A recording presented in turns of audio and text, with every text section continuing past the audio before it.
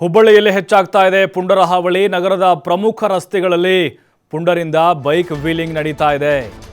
ಈ ಪುಂಡರ ಹಾವಳಿಗೆ ಬ್ರೇಕ್ ಹಾಕೋರು ಯಾರು ಇಲ್ವಾ? ಪೊಲೀಸರು ಎಲ್ಲಿದ್ದಾರೆ? ಯಾವುದೋ ಸಣ್ಣ ಪುಟ್ಟ ಪ್ರಕರಣ ಎತ್ತಕೊಂಡು ಹೋಗಿ ಬಡಿತೀರಿ, ಇಲ್ಲಿ ಕಾಣಿಸ್ತಾ ಇಲ್ವಾ?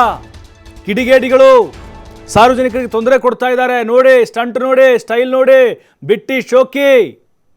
ಹಾಡಾಗಲೇ ವೀಲಿಂಗ್ ಮಾಡಿದ್ರು ಕೂಡ ಕೇಳೋರಿಲ್ಲ ಅಲ್ರಿ.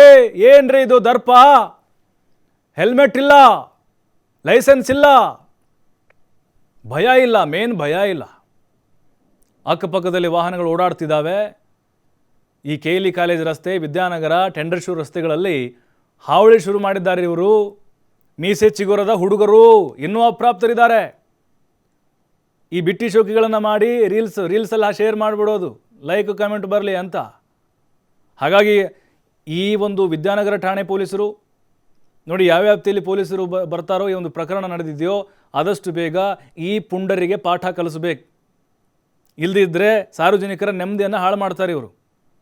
ಅಕ್ಕಪಕ್ಕದಲ್ಲೇ ಯಾರಿಗಾದರೂ ಹೋಗಿ ಗುದ್ದಿದ್ರೆ, ಜೀವಹಾನಿ ಆದರೆ ಯಾರು ಬೇಜವಾಬ್ದಾರಿ? ನಿಮಗೆಲ್ಲ ಕಾಣಿಸುತ್ತೆ, ವಿಡಿಯೋ ಇದೆ ನಿಮಗೆ, ಸಾಕ್ಷಿ ಏನು ಬೇಕಿನ್ನು? ಯಾಕೆ ತಡೆಯೋಕ್ಕಾಗ್ತಾ ಇಲ್ಲ? ಕ್ರಿಮಿನಲ್ ಕೇಸ್ ಹಾಕಬೇಕು ಅಂತಿದೆ ಕಾನೂನಲ್ಲಿ ಬೈಕ್ ವೀಲಿಂಗ್ ಮಾಡೋರ ವಿರುದ್ಧ.